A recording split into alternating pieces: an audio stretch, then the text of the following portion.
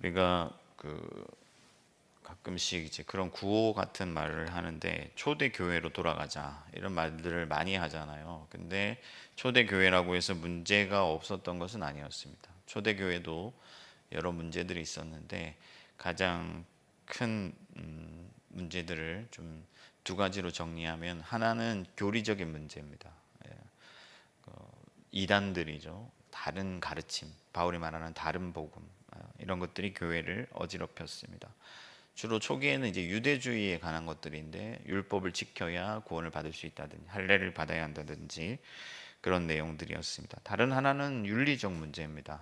부도덕함에 관한 것. 그러니까 그 당시의 어떤 세상 문화, 사회 문화에 빠져서 세속화되는 그런 문제들이 있었습니다.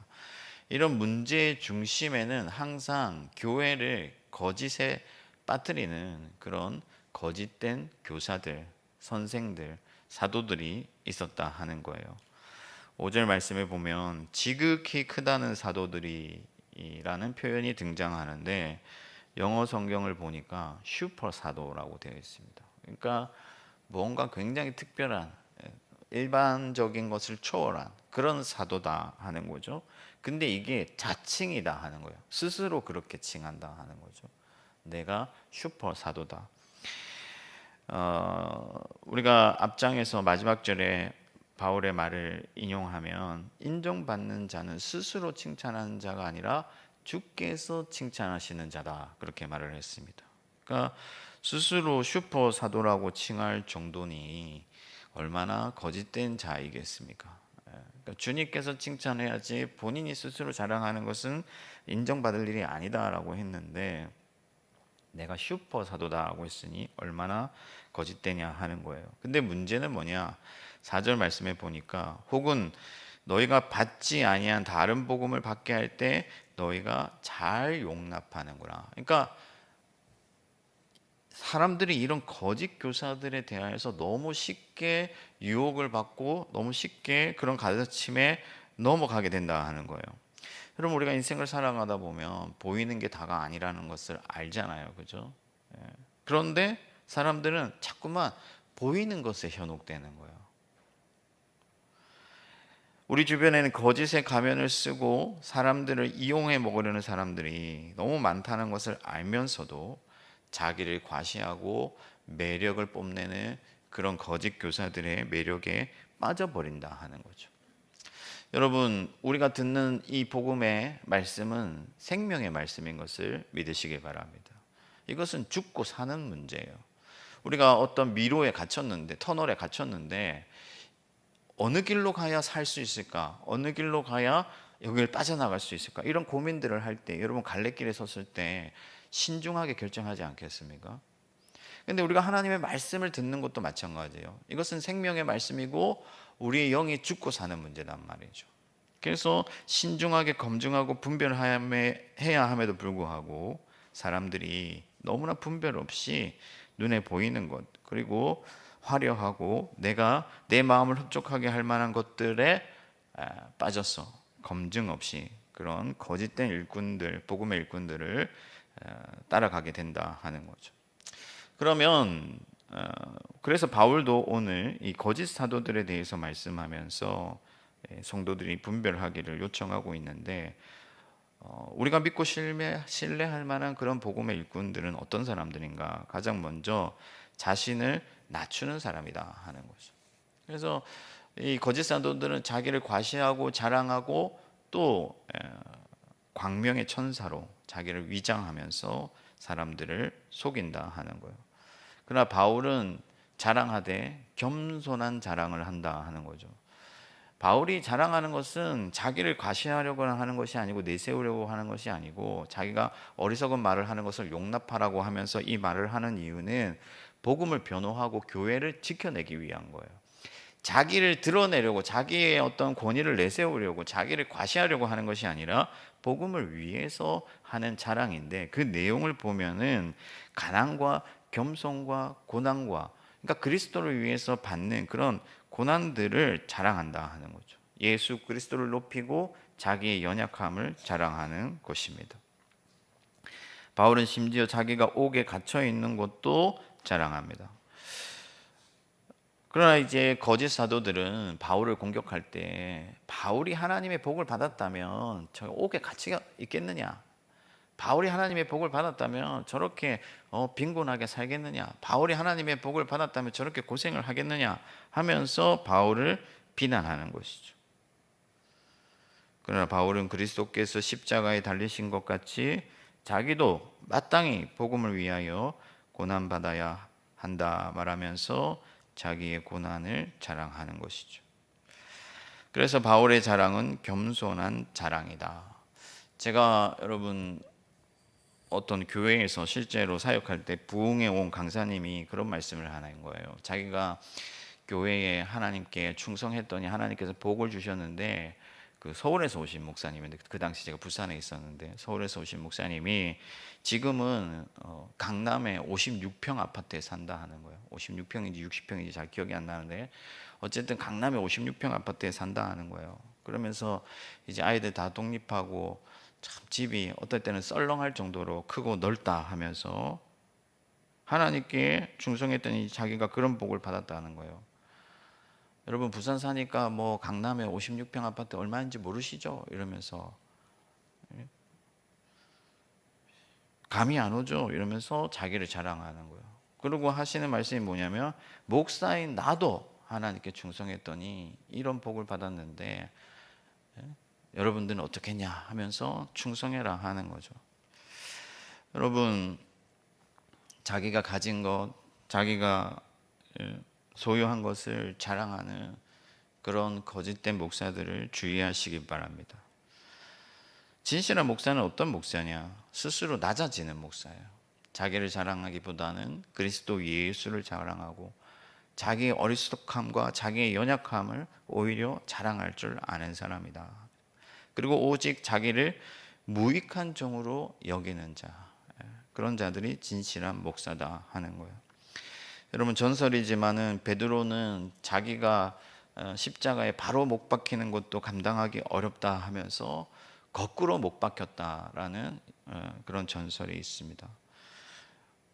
주님도 고난 받으셨는데 나도 고난 받는 것이 마땅한 줄 알고 자기를 온전히 비우고 버리고 또 자기의 어떤 겸손을 자랑하는 그런 목사들의 말에 귀를 기울여야 여러분들이 사는 길이다 하는 것이죠. 그러므로 여러분 아무나 듣지 말고 아무나 따라가지 말고 눈에 보이는 것에 현혹되지 말고 자기를 자랑하고 과시하는 자들을 멀리하고 오직 하나님의 진실한 복음의 사역자들의 말에 귀를 기울이시기를 축복합니다. 거기에 생명이 있는 거예요. 두 번째는 어떤 목사가 어떤 복음의 설교자들이 좋은 사람들이냐? 주님의 복음만을 담대하게 전하는 사람이다. 주님의 복음을 담대히 전하는 사람. 6절 말씀에 보니까 바울이 나는 말에는 능하지 못하지만 지식에는 그렇지 않다. 이렇게 말씀을 하고 있는데 이 말을 하는 이유가 뭐겠어요? 거짓된 사도들이 화려한 언변을 가졌다는 거죠. 말을 잘했다 하는 거예요. 그래서 바울이 아마 말주변이 없는 그런 사람이었던 것 같아요. 그래서 바울을 공격했는데 바울은 내가 비록 말주변은 좀 없지만은 하나님을 아는 지식, 복음의 진리에 있어서는 그렇지 아니하고 너희에게 오직 그리스도의 복음을 진실하게 담대하게 전했다는 것을 강조하고 있습니다. 여러분 말을 잘하는 것 중요하죠. 오늘날 목회자 혹은 설교자들에게 요구되는 어떤 능력치 중에 하나가 이 스피치하는 능력이에요. 말을 잘하고 전달하는 것. 그렇지만 여러분 잘 전달하고 잘 말하는 것도 중요하겠지만은 더 중요한 것은 무엇이냐? 무엇을 전하는가 하는 거죠. 그 내용이 중요하다 하는 거예요. 바울은 비록 화려한 언변은 없었지만 진실하게 그리스도의 복음을 담대히 전하기를 힘썼다 하는 것이죠. 제가 목사다 보니까는 유튜브 알고리즘을 따라서 많은 목사님들의 설교를 듣습니다. 설교를 듣게 되는데 복음이 빠져 있는 경우가 허다해요. 복음이 없고 그냥 재밌는 이야기, 사람들이 감동할 만한 이야기, 그런 임팩트 있는 이야기를 하려고 예를 쓴다 하는 거죠. 여러분, 사탕을 먹으면 당장에는 달고 맛있지만은 이게 몸에 좋지 않잖아요. 밥을 먹어야 되잖아요. 엄마가 밥 먹어라 밥 먹어라 하는 이유가 거기에 있는 것이죠. 저희 아들도 학원 갔다 오는 길에 항상 이 편의점에 들려가지고 탄산음료를 사서 오는 거예요. 그래서 제가 주의를 한번 줬습니다. 여러분, 탄산음료를 마시는 거 짜릿하고 맛있지만 물을 마셔야 되죠. 마찬가지다 하는 거예요. 복음이 빠져있는 그런 감동적인 얘기, 재밌는 얘기, 또 마음을 녹이는 그런 어떤 얘기들 좋지만은 사실은 우리가 진실한 하나님의 말씀을 들어야 된다 하는 것이죠. 그 말씀에 능력이 있는 것을 믿으시기 바랍니다. 제가 울산에서 사역할 때 청년들 그때 당시에는 청년부 예배가 따로 있었거든요. 그래서 제가 설교를 하는데 처음에 부임해서 설교하는데 태반이 조는 거예요. 그래서 제가 마음에 낙심이 와가지고 이 잘 나가는 청년 설교자들의 설교를 쫙 들어보고 연구를 했습니다. 그랬더니 주로 썰을 많이 풀더라고요. 요즘 애들 말로 썰. 그러니까 어떤 스토리를 많이 얘기를 하는 거죠. 그리고 좀 재밌게 한단 말이에요. 그래서 제가 그거 연구를 많이 했습니다. 그래서 농담도 미리 준비하고 어떤 포인트에서 웃길까 그런 생각도 하고 그래서 많이 했는데 어느 날 저희 와이프가 아내가 저한테 그러는 거예요.